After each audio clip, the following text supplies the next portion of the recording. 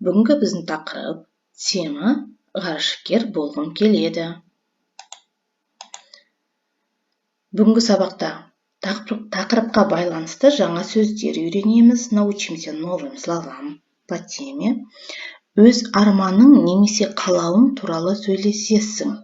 Научимся говорить на тему желаний на казахском языке. То есть будем образовывать предложение в желательном наклонении. Жаңа сөздер. Ғарышкер, космонавт, ғарыш, космос, ғарыш кеме, космический корабль, ғарышайлақ, космодром, алыс, далеко, далекий, жақын, близко, близкий. Ребята, обратите внимание, что все эти слова образованы от слова ғарыш, то есть это однокоренные слова. Ғарыш, ғарышкер, ғарышкеме и ғарышайлақ, космодром. Жаңа сөздерді сөздік дәптерлеріне жазып алыңдар және жаттап алыңдар. Енді осы жаңа сөздермен с новыми словами жаттығайық. Давайте потренируемся. Ғарыш, ғарышкеме, ғарышайлақ, ғарышкер. Надеюсь, вы запомнили эти слова. Ғарыш, космос, ғарышкеме, космический корабль, ғарышайлақ, космодром и ғарышкер, космонавт. Бірінші сөйлем, первое предложение, бірінші сөйлем. Ғарышкемеге отырады, садится, ғарышкемеге. Кто садится ғарышкемеге? Конечно же, вариант будет у нас ғарышкер. Екінші. Ғарышайлақтан ұшты, глагол ұшты, полетел. Ғарышайлақтан ұшты. Что может ғарышайлақтан полететь? Выбирайте правильный вариант слова. Үшінші сөйлем. Әлемі сондай ғажап. Такой прекрасный мир. Мир где такой прекрасный? Выбирайте правильный вариант ответа. Төртінші сөйлем. Жүр, пошли. Байқоңырға барайық. Пойдем на Байконур. Онда әлемге танымал. Ребята, слово танымал известный. На весь мир әлемге танымал. Есть. Что есть там, на Байконуре? Выбираем правильный вариант слова. Енді осыны дәптерлеріне дұрыстап жазып аламыз. Выполняем это задание в рабочих тетрадях. Есте сақта, запомните, қалаурай. Ребята, мы говорили, что сейчас на этом уроке мы с вами пройдем, что такое қалаурай. Қалаурай – это на русском языке желательное наклонение. То есть, если мы на русском языке хотим сказать, что я что-то хочу, то вот посмотрите, в казахском языке это образуется с суффиксами и вспомогательным глаголом. Давайте посмотрим, какие суффиксы образуют желательное наклонение. Это суффиксы «г» – твердая форма, «г» – мягкая форма, «к» – твердая форма, «к» – мягкая форма. И обязательным здесь является вспомогательный глагол «келеді». Обратите внимание, что если слово заканчивается на гласную дауысты дыбыс, то прибавляется ряд «г» или «г» мягкой формы. Да? Если слово заканчивается на согласную, особенно на глухую согласную, дауыссыз, қатаң дауыссыз, то прибавляется ряд «х» или «к». Соответственно, по закону сингармонизма к твердым словам прибавляется твердый ряд, к мягким словам прибавляется мягкий ряд. Мысалы, менің балмұздақ жегім келеді. Балмұздақ, вот смотрите, корень слова жегім келеді. Значит, прибавили мы с вами суффикс г, так как у нас слово мягкое, и слово заканчивается на гласную. Видите? Гласная. Жегім келеді. После суффикса у нас обязательно идет окончание притяжательной формы. Тәуелдік, жалғау. Окончание в данном случае «м». Почему? Потому что мы говорим желание в первом лице. Менің балмұздақ жегім келеді. Обратите внимание, так как это окончание притяжательной формы, у употребляется местоимение менің. Второе лицо сенің балмұздақ жегің келеді. Оның балмұздақ жегісі келеді. Форма образования қалау-рай. Желательное наклонение. И еще, ребята, все глаголы у нас образуются от начальной формы. Да? Инфинитив. Ұшу, аралау, бақлау, жазу, суретке түсу. Все эти глаголы стоят в начальной форме. Инфинитив. Тұйық, етістік. Начальная форма глагола. Тұйық, етістік. И когда мы образовываем другие формы глагола, в частности, в данном случае қалау-рай, то у нас что? Суффикс начальной формы выпадает. Видите? И непосредственно к корню у нас прибавляются суффиксы желательного наклонения. Хорошо, ребята. Если все понятно, түсінікті болса, дәптерлеріңе жазып алыңдар. Тыңдайық, давайте послушаем. И в этом же тексте, осы мәтінде, біз сендермен қалау-райды кездесеміз. Нам встретиться, кездесеміз. Қалау-рай. Диалог. Бақыт. Қуаныш Айсана. Өскенде кім болғыларың келеді? Обратите внимание.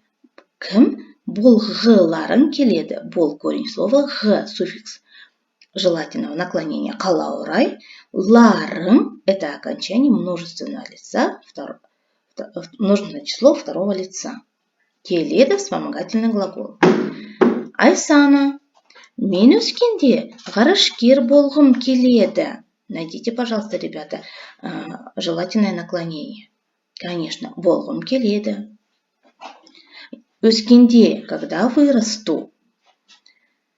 Когда вырасту, хочу стать космонавтом. Алыс, жақын ғаламшарларды ғарыш кемемен аралағым келеді. Алыс, далекие, жақын, близкие ғаламшарларды. Ребята, посмотрите, тоже однокоренное слово к слову ғалам. Ғаламшар, планеты. Хочу исследовать близкие и далекие планеты. Аралағым келеді. Хочу исследовать. Қуаныш. Ал мен астроном болғым келеді. Болғым келеді. Хочу стать. Кто хочет стать астрономом? Қуаныш болғысы келеді. Жұлдыздар әлемін терең білгім келеді. Терең, ребята, это глубоко. Хочу изучить. Білгім келеді. Бақыт. Я армандарын орындалсын. Ребята, выражение армандарың орындалсын, допустим, исполнится ваши желания. Орындау, выполнять. Мен де өскенде ғарышкер болғым келеді. Болғым келеді, желательное наклонение. Үнемі түсімде, түс, сон, түсімде, васыне, ғарыш айлағанан кемемен ғарышқа ұшып бара жатамын. Бара жатамын. То есть ұшып бара жатамын, сложный глагол. Лечу, да, переводится. Лечу на ғарыш айлағынан, на кеме, на корабле. Куда я лечу? В космос, говорит, кто у нас? Бақыт. Ребята, обратите внимание, қараңдар, как образуется желательное наклонение.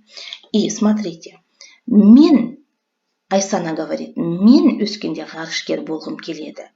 Мен, видите местоимение? Это местоимение мен употребляется в разговорной речи. А в письменной, я вам говорила, что употребляется местоимение желательного, да? Менің. По грамматике в письменной, правильно в письменной речи употребляется менің. В устной можно употреблять мен. Арғарай, дальше. Тексерейік. Тексерейік.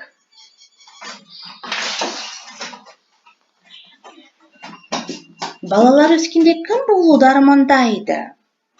Балалар өскенде кім болуды армандайды? армандайды, мечтают. Кім болуды? Кем хотят стать, да? Давайте ответим на этот вопрос. А как же мы на этот вопрос ответим?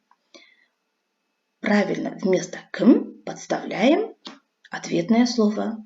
Ребята, скажите, балалар, на бақыт кім болғысы келеді? Кім болуды армандайды бақыт? Айсана кім болуды армандайды? Және қуаныш кім болуды армандайды? Әрине, бақыт өскенде. Смотрите, вопрос и ответ. Бақыт өскенде ғарышкер болуды армандайды. Айсана да өскенде ғарышкер болуды армандайды. И қуаныш өскенде астроном болуды армандайды. Какой вопрос, такой же и ответ. Жаттығайық. Давайте потренируемся. Берілген сөздермен сөз тіркесін жаса.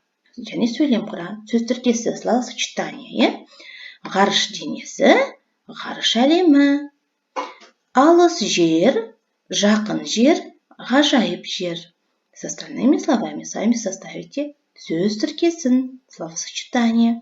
Ал енді ғарыш денесі, словосочетание. Давайте составим предложение. Ғарыш денесін телескоппен көргім келеді. Мы объединили две темы. Составили словосочетание, предложение и использовали желательное наклонение. Көргім келеді. Келесі, мысалы, ғарыш әлемі. Ғарыш әлемі өте әдемі. Вот мы составили с вами два предложения. Составьте еще два предложения самостоятельно. Жаттығайық. Давайте теперь жаттығайық, потренируемся с образованием қалау рай желательного наклонения. Қараңдаршы, посмотрите. Все глаголы в скобке даны в начальной форме. Тұйық етістік. Тұйық етістік. Вы должны образовать желательное наклонение. Мысалы, мен ғарыш кемесімен ұшу. Убираем суффикс начальной формы глагола. Тұйық етістік жұрнағын алып тастаймыз. Және оның орнына қалаурайды қоямыз. Мен ғарыш кемесімен ұшқым келеді. Я хочу полететь на космическом корабле. Ребята, если все понятно, выполняем задание. Балалар, барлығы түсінікті болса, осы тапсырмаларды орындаймыз, жаңа сөздерді жаттап аламыз. Қалаурайды есімізге сақтаймыз. Запоминаем, что такое желательное наклонение.